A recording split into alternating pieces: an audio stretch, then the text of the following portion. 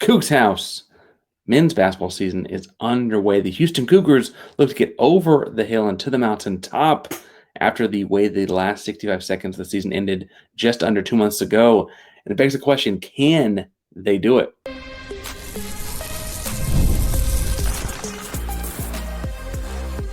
You are Locked On Coogs, your daily podcast on the Houston Cougars, part of the Locked On Podcast Network, your team every day.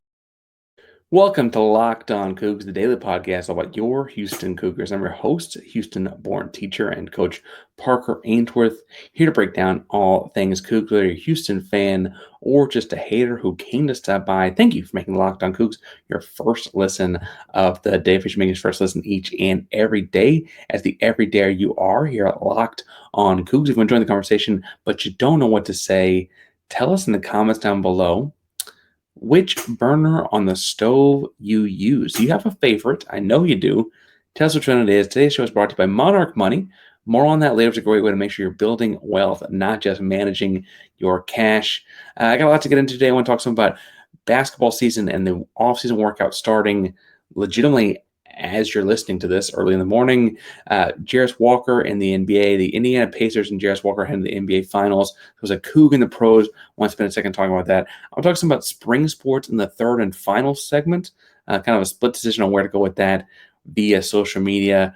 But first, before we even get into men's basketball, I do want to give thoughts, prayers, and make sure we forward the news along on Kurt Hester, diagnosed with cancer, went public himself over the weekend via X/Twitter or whatever. I think the news had come out actually last week on Football Scoop, but he confirmed it with his own account. Not a whole lot more detail than that, obviously, but as football offseason, we think of summer as football offseason and workout time. We do want to make sure Kurt knows, Coach Hester knows that we are all like sending him the best. As much as strength has anything to do with any of that, obviously he's got the most of it. There's always a little bit of luck involved too, as we're sending him thoughts and prayers to help get the best of luck that way. On the basketball side of things, this morning, basketball program is working out Coach Alan Bishop, strength and conditioning coach for the men's basketball program, in preparation for next season. That means the season formally starts today. Practices 2-a-days, lifting, running, conditioning.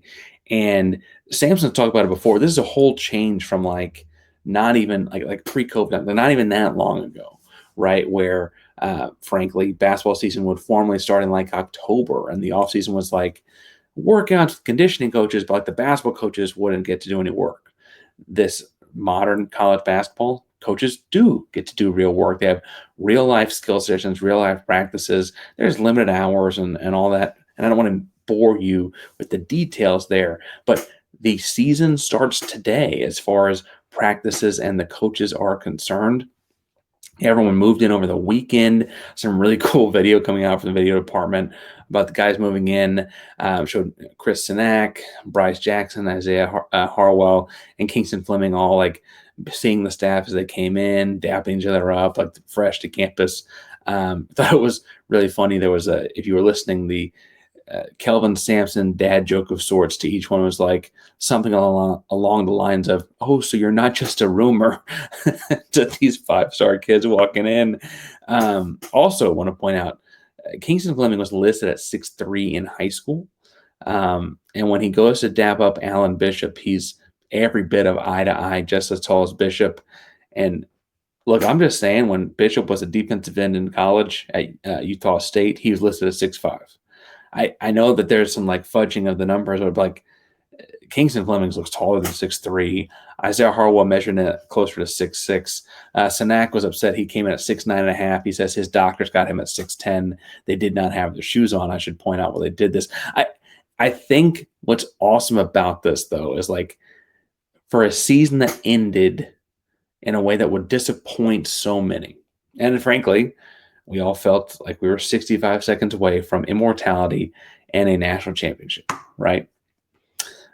The vibe, the smiles, the let's go get this done visual, at least the visual, the way it's been presented, the way when you talk to people, it's all very clear that this group knows they've got a chance to do something special and even more special all over again, right? And it was interesting. They showed like part of the opening meeting was they passed out a small memorial from the memorabilia piece from the NCAA Final Four run. And when they make the Final Four, there's the big you know quadrilateral shaped trophy, the wooden that everyone takes the pictures with and cuts the net down and whatever. But each player from last year's team actually got a smaller individual sized one.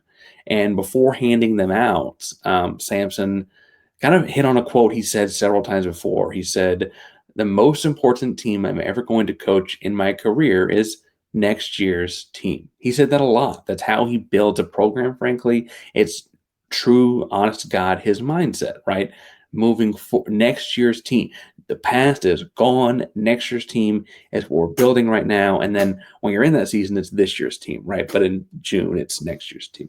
And he says that, and then he also followed up with, "But what we accomplished last year's team will be remembered forever." So he's acknowledged, right, that like last year's team was special. That moment beating Duke, legitimately, probably the not probably the best sporting night of my lifetime, right? To be there in person in San Antonio, um, like that is a thing that is not going away, right? However, this is moving forward. And I do think as we get into the offseason, bringing Miles Houston back is a big part of what the Houston Cougars' success this year is going to be. Do you start a sophomore with limited freshman minutes, Mercy Miller? Do you start Isaiah Harwell? Do you go 2-point guards with Kingston Fleming alongside? You probably start Chris Sinak at the 4 or the 5 and Tugler at the opposite. So you're going to have at least one freshman on the floor. How many more points per game can Emmanuel Sharp add to his repertoire here? How deep does that rotation go? We know Sampson has slowly inched towards deeper rotations in the last couple of years, but there's something that still has that old school, you run a 7-man rotation kind of vibe to him. And so, working through that with the freshmen, these are not your typical freshmen. These are three guys more akin to the Jarace Walker kind of role than to the slow developer kind of role, right? Bryce Jackson, do you want to bring him along in his development? Do you want to put him on a redshirt? Chase McCarty, he's coming back from his redshirt. Is he going to be ready to go? Jacob McFarland off the injury redshirt. When is he ready? All of these different steps are part of the calculus for next year's team. But the fun part about the calculus for next year's team is whatever that equation equals is going to be outrageously fantastic. Like there's almost no wrong. Like there might be a wrong answer and like not quite what you or I want, right? And truthfully, there are some aspects of last year's team that are irreplicable, right? The Final Four is not in San Antonio, right? You can't have quite the same home crowd there. And bluntly, unless Nunez can really get the regional moved out of the city of Houston or out of the city of Houston, out of the University of Houston's hands, they probably aren't playing their Sweet 16 Elite 8 games close to home either, right? And so theoretically, you're not going to have that aspect of last year's run.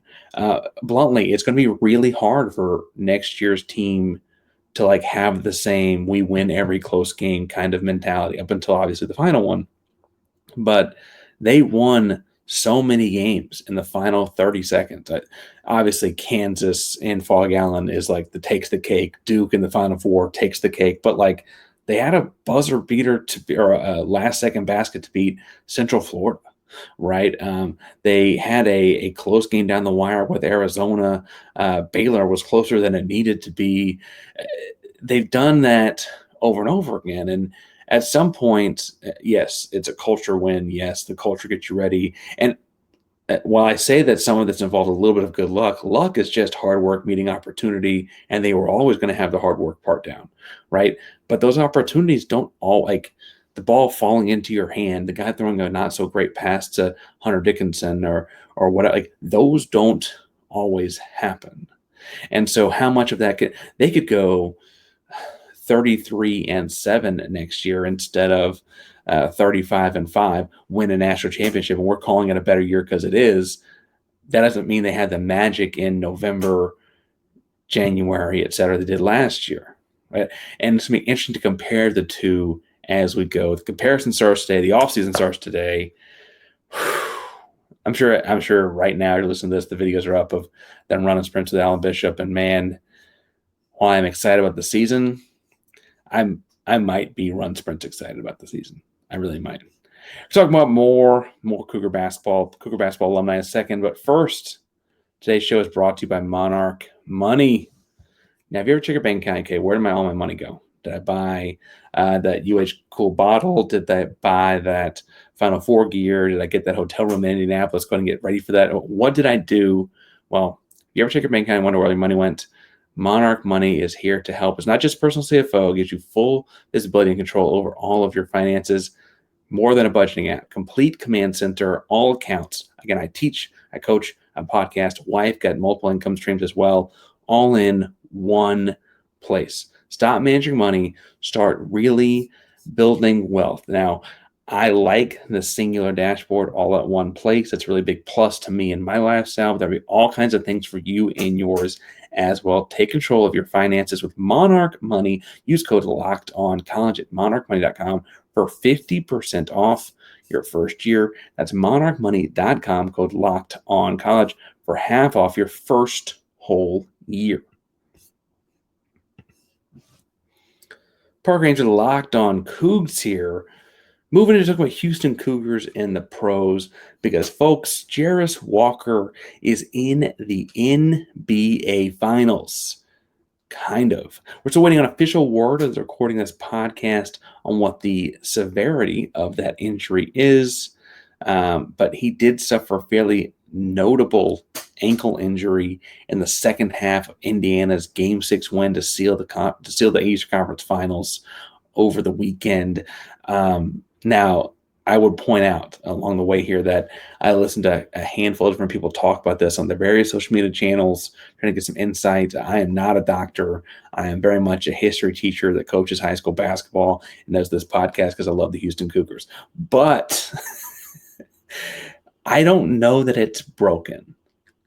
So the ankle, if you're looking at it, went very much like a full, it might have been 85 degrees, not 90, when he hit the ground. Got a little bit of a shove from Karl Anthony Towns on the way, But Jarace Walker, in his second year of the Indiana Pacers, is contesting a shot, falls funny, and it doesn't immediately just swell up. He puts a little bit of weight on it here and there. That, for what it's worth, the medical staff did not go into trauma protocol or anything like that. He did appear to put a little bit of weight on it, with crutches assisting him, obviously. There could be some small crack or fracture just from the pressure in there. If I were guessing, man, I guess it's like a grade 2 or 3 severe sprain, both of which, based on typical estimates, would probably end the season as they're entering the NBA Finals. A grade 1 sprain, which I doubt it that gentle, but a grade 1 sprain would be very lucky in this instance, and he probably could come back for games 5, 6, 7 of the NBA Finals if things got that far when they play the Oklahoma City Thunder. It doesn't look like it's dislocated unless it just actually snaps back into place, because it does look fairly straight as he's sitting there in pain. And the shame about this for Jarace Walker is he kind of felt like he was about to really, no pun intended, but break through, right? He was getting into the game for a second run at that point in a win in Indiana, after having been kind of one of the only bright spots in the loss in New York the game before. Having not played games 1 through 4, he played 13 minutes in a 17-point loss and was a +5. For the folks that don't get that it's kind of not an analytic but a nuanced stat. What that means is the Pacers won the 13 minutes he was in by 5 total points, even though they lost the game by 17. Right? He was a net positive for them in that way. It's not just me. Other Pacers people, the Locked On Pacers guy and the other guests he's had, have all been pointing out that he's kind of moved up in the rotation before the early games in this series. And then he actually had skipped a couple guys in Game 6 and left up the rotation based on his Game 5 performance. Looked like things might be kind of shaping out his way. He played in 4 of the 5 games of the Cavs series, played a notable role when he got in there in that one. He had double-digit scoring nights in 8 of their final 10 regular season games. he was really kind of starting to kind of like warm into this role. He's only a second-year player, the age of a college junior, right? Like he really is developing into a fun piece of that team. And for what it's worth, I know Tony East and I DM back and forth some on this. Tony would tell you for the Locked On Pacer side of things, like he will replace one of those key rotation forwards, being an important piece of this team moving forward. He just got stuck in a weird lottery spot where not many lottery teams, he got drafted 8th overall, not many lottery teams are also looking to win the NBA Finals 2 years later, right? That's just not typically how rebuilds work. The Pacers have kind of struck gold with this Tyrese Halliburton trade, Pascal Siakam, Obi Toppin. Suddenly, they look like they have a real shot to win it all. Oklahoma City is a beast. It's going to be a great final series if you're a basketball fan. However, Indiana's really good, and not many top 8 picks get put on really good teams. It's kind of the opposite of the point of the NBA draft, right? And so that's a weird way that Jarace's career has broken out, right? The Pacers, though, are really good. This is not just a team that looked their way into the NBA Finals. They're 34-14 since the start of 2025. Jarace Walker played 75 games this season got in the game 75 games this season for them. They were 29-12 with him in the lineup in the calendar year 2025. They've just got 5 forwards that have over 1,000 minutes apiece this season. And yes, Jarace is one of those 5. But for reference, they've only got 5 other people on the whole team with over 1,000 minutes split up across the other 4 positions. That's just not great odds, right? They just have that many guys at that one position. They didn't know they're going to be able to get a Eastern Conference Finals MVP in Pascal Siakam. They didn't know they're going to be able to sign or trade and sign for an Obi Toppin, right? Those guys that are just longer time in the league. Pascal Siakam was an NBA champion in Toronto, right? It's just a spot. It's a fit that when they draft him, okay, he'll be our forward or stretch 4 or outside 4, whatever of the future, maybe even a big wing. And now it's okay, he may still be that guy of the future for Indiana, but now we're trying to win a title. And I think, obviously, I'm rooting for Indiana because I want to see Jarace win a title anyway. I think it'll still feel good for his longevity in the league or whatever if he wins a title, being in this position on that team, and then later still has the career we know he can have. It certainly does feel like an interesting way to start it, right? You couldn't have guessed when he got taken 8th overall, when he entered the draft even. Some people had him picked as early as 6-7. Some people had him picked as late as 12-13. And even then he got taken 8 and traded to the team that swapped picks with the team that had 9 and all kinds of stuff. He really, though, I want to stress that I think a lot of people are talking like decision regret or whatever about leaving. And while he might see his buddies having fun at the Final Four, and if Jarace Walker was on that team as a junior last year, they win the whole thing. That's not – he would have had a fun time in that one. You thought he had fun with Victor Locke. Oh, man. But I do think that a lot of that gets like taken with hindsight when you look at the situation he's fallen into, and he's on the team with a chance to win it all. And I think it's focused way too much on the selfish, like what could you have done for me kind of aspect of this, and not for what are you doing for our brand out there in the NBA, winning an NBA championship potentially. He's the first Houston Cougar on a team in the NBA Finals since Damon Jones. I think I saw Joseph Duarte tweet that out first, which reminded me that Damon Jones is on those old Cavs teams, but he was. And so I think that I think that this is all really good news aside from the injury for Jarace. I think the really bummer thing about the injury was based on how things were trending, he might have gotten a lot of minutes in the NBA Finals. He might have been an answer or a way to help with Jalen Williams and the Oklahoma City Thunder. He might have been an option to help with the flexibility of Chet Holmgren they've got when they have him and Harnstein the same time and all that, right? All that mess. Jarace Walker felt like an option for that, and now he's probably going to miss the series hurt. Now, obviously, hoping for the best kind of injury news you could find. I think that he was on crutches but not in a boot or a soft cast at the ceremony after the game when they got the Eastern Conference Championship trophy is a good sign. But at some point Monday, I think we're going to find out exactly what the severity of that is. And I'm really hoping it's not all that severe. Now, speaking of severe, I want to talk about some stuff from the spring sports here in a second. But first,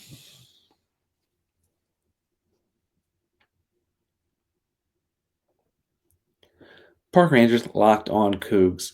I posed the question to Twitter or social media, X, whatever. Blue Sky as well. Find me on Blue Sky. It's a nice place. I posed the question, what do you think is the most important thing of the Houston Cougar weekend? Like, what's the most important thing that happened at Houston Cougar sports this weekend? And I honestly kind of thought that it would be something along the lines of Jarace Walker, that would be something along the lines of softball season winding down, are we going to get a new coach or not, basketball season starting. And there were a lot of answers about Jarace Walker, basketball season starting, right? Far and away, the most common answer, which was weird, was that Todd Whitting is still the baseball coach. And I think they're just generally people upset that he's still a baseball coach. Not that they thought it was new news, because we definitely talked about this last week. But if you were wondering how this was still happening, last week it was confirmed that Todd Whitting will return as Houston Cougar baseball coach next season. His contract ends at the end of the season, 2026. So they're essentially letting him play it out instead of offering an extension. That was notable because it's frankly very common, if you approve of your coach's job, to be working in this offseason towards an extension, and they're not going to do that, right? I think a lot of people are upset because the way the program has kind of fallen off since 2018, down in every kind of statistical category, down in wins.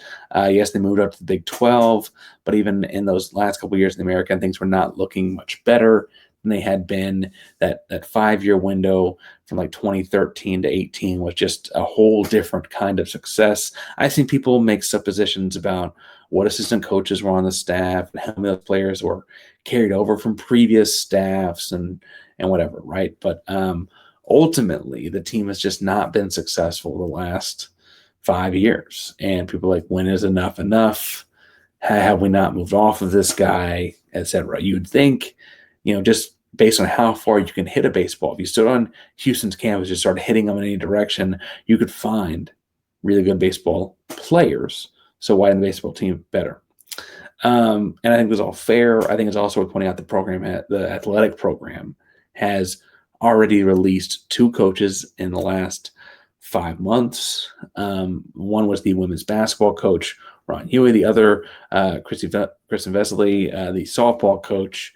Both of them had worse years than Todd Whitting had. Both of them did not get better. In fact, they got worse from the year prior in their respective programs. And I think that if you're looking at trends here, right, Todd Whitting's program did get marginally, not much, but a little bit better between 2024 and 2025. He has a guy that won Pitcher of the Year in the conference this year. Xavier Perez hit a triple crown. Like they've got markers to point out. They also won a game in the Big 12 tournament. They didn't make the Big 12 tournament a year ago, right? Like you could argue they're incrementally getting better. And while it's not as fast as anyone wants, it is better, right? I think you can also accurately point out that they're not good enough. Like I think that's both of those things are possible. I think that's why you get on a no decision of sorts with his contract. Now, if they had not fired a couple of coaches earlier this year, maybe it makes the decision a little bit easier to do this now. If they didn't win a few more games in baseball this year, maybe it makes the decision easier. Didn't have a pitcher win an award, a major Big 12 award, maybe it makes the decision a little bit easier. However, I think that the decision is being made by making no decision. It would need to be a really big improvement between this year and next year to keep him on after that. And frankly, the thing that will upset people that ask for this topic, it'll upset them even more, is that if he has that kind of a year where they get a lot better next year, he's probably going to get paid a lot of money. because the leverage will then be in his pocket, right? And so we'll see how things go. But that's the latest on that. And I said the latest because it's actually close to a few days old. I kind of thought before that would happen that people were going to ask about track. Men's track qualifying for outdoor championships over the weekend. Great weekend for the Houston Cougar track program. The 4x400 teams heading to Eugene. Trey East, Demarion Jacobs, Safi Reed, King Taylor. Trey East, shouts to him, also getting to go to the 400 individual. No surprise, Houston's got some sprinters. Imagine that. Antria Mita is going to Eugene in the high jump. And that's impressive. I always thought that's an impressive event. It looks dangerous to me, but he's heading off in the high jump. And then Jamar Marshall and John Adesola both qualified for outdoor championships in the 110-meter hurdles. And frankly, I think that as we look at programs around campus, myself included, right, but it's not the same kind of spectator thing necessarily, maybe because it's not the same kind of team sport. Track has adjusted to the Big 12 on the national stage as well as anyone, right? It really, as you're sending off, half dozen or more people to outdoor championships in Eugene, Oregon, you no longer feel like the little old American Athletic Conference team, right?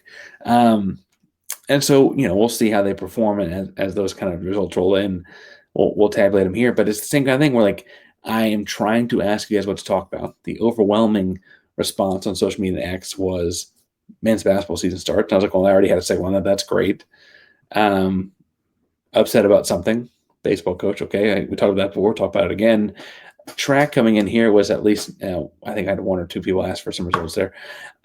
I'm happy to do those kind of things. You can find me on social media, talk about it at Ainsworth 512. Two quick notes for you here. One, rest in peace, John Brankus, sports science. Met him one time. Got to be a dummy in a football thing for sports science. Well, that's a whole separate thing. But that was a really cool thing. And he succumbed to mental illness was the way they put it on social media. That's also what I'll say here. And so unfortunate. This your reminder to check on your people as those kinds of things go. And then the second thing is a more logistical kind of thing, we have a family funeral to go to Tuesday morning in Luling, Texas. The internet will be spotty. I have a full intention and time set up to record something Monday night for Tuesday morning. And I want to kind of see how Monday goes before I record it. But also, I love Luling, Texas, but it's not known for its internet. So we'll see how things go. So we'll be doing that as well. And if between the emotions of the day Monday and then Tuesday morning and the internet being what it is and all that, nothing happens for Tuesday morning, we'll get you more out throughout the week, trying to make up for what I promise. But whatever the case may be, we're here, at least in spirit, each and every day at Locked on Coogs. Subscribe, hit the bell so you know we're live. Locked on Coogs, a proud member of the Locked On Podcast Network. That means your team every day. Go Coogs.